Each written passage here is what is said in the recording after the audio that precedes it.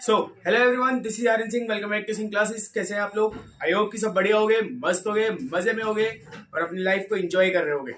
तो हम आज शुरू करने जा रहे हैं class 10 civics chapter number 1 power sharing. तो इसके साथ मैं तुम्हें एक चीज बता दे रहा हूँ कि ये पूरा का पूरा जो चैप्टर है हम लोग 10 मिनट में कवर करने वाले हैं। Power sharing. पावर शेयरिंग का मतलब क्या है ये जानते हैं। पावर शेयरिंग का सिंपल मतलब है एक देश की पॉलिटिकल पावर सिर्फ एक व्यक्ति की, एक पार्टी की या एक कम्युनिटी के पास ना होके बल्कि अलग अलग लोगों और ग्रुप के बीच में बांटी जाए।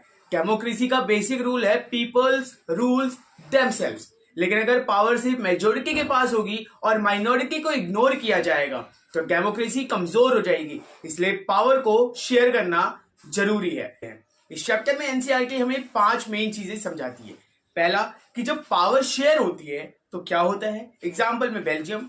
जब पावर शेयर नहीं होती है तो क्या होता है भैया। एग्जाम्पल दिया श्रीलंका का। और पावर शेयरिंग क्यों जरूरी है, पोटेंशियल और मोरल रीजंस बताएगा। और चौथा है पावर शेयरिंग के डिफरेंट फॉर्म्स क्या होते हैं। और पांचवा है डेमोक्रेसी में पॉलिटिकल पार्टीज और ग्रुप्स का क्या रोल होता है। अब हम एक एक करके पूरी कहानी को समझते हैं। ठीक है भाई, यहां से शुरू होता है चैप्टर का पार्ट 1 बेल्जियम की कहानी जहां पावर शेयर हुई थी। सोचो कि यूरोप का एक छोटा सा देश बेल्जियम की पॉपुलेशन 3 लिंग्विस्टिक ग्रुप्स में डिवाइड थी। 59% डच स्पीकिंग, 40% फ्रेंच स्पीकिंग और 1% German speaking. Capital city Brussels में मेजोरिटी फ्रेंच स्पीकिंग लोग रहते थे जबकि पूरे देश में डच स्पीकिंग लोग मेजोरिटी में थे। प्रॉब्लम क्या थी कि फ्रेंच स्पीकिंग लोग इकोनॉमिकली पावरफुल थे, गवर्नमेंट और एडमिनिस्ट्रेशन में उनका डोमिनेशन था।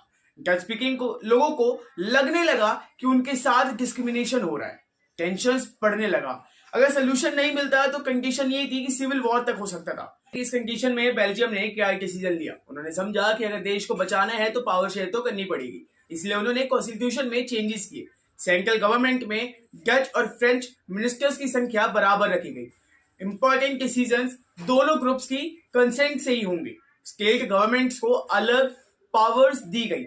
एक स्पेशल कम्युनिटी गवर्नमेंट बनाई गई जो लैंग्वेज और कल्चर से रिलेटेड मैटर्स को देखती थी। इसका रिजल्ट यही हुआ कि बेल्जियम ने अपनी यूनिटी और पीस मेंटेन कर ली। श्रीलंका की क्या बात है भाई, जहां पावर शेयर नहीं हुई थी। ठीक है, श्रीलंका में 2 मेन कम्युनिटीज थी। 74% सिन्हाला स्पीकिंग लोग, 18% तमिल स्पीकिंग लोग। आजादी के बाद सिन्हाला लीडर्स ने पॉलिसीज बनाई। सिन्हाला लैंग्वेज को ऑफिशियल लैंग्वेज डिक्लेयर कर दिया। गवर्नमेंट जॉब्स में सिन्हाला लोगों को प्रेफरेंस दिया। बुद्धिज्म को स्पेशल कॉन्स्टिट्यूशनल स्टेटस दिया गया।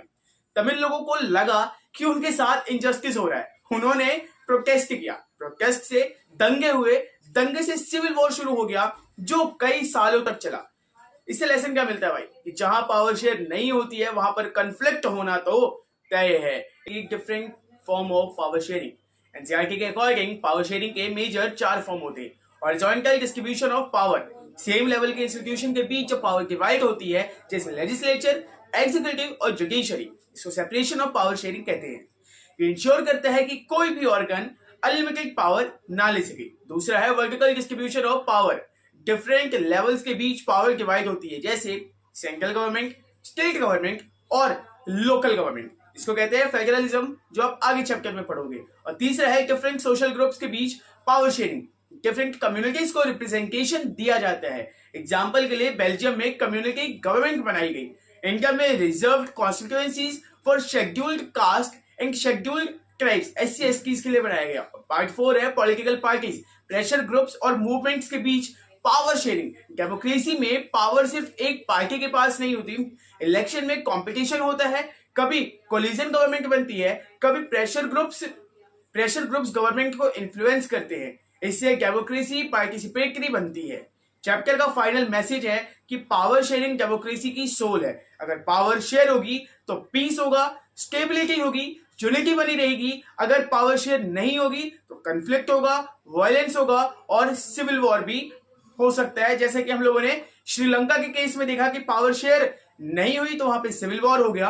और बेल्जियम के केस में हमने देखा कि जब पावर शेयर हुई तो कन्फ्लिक्ट नहीं हुआ, सिविल वॉर नहीं हुआ।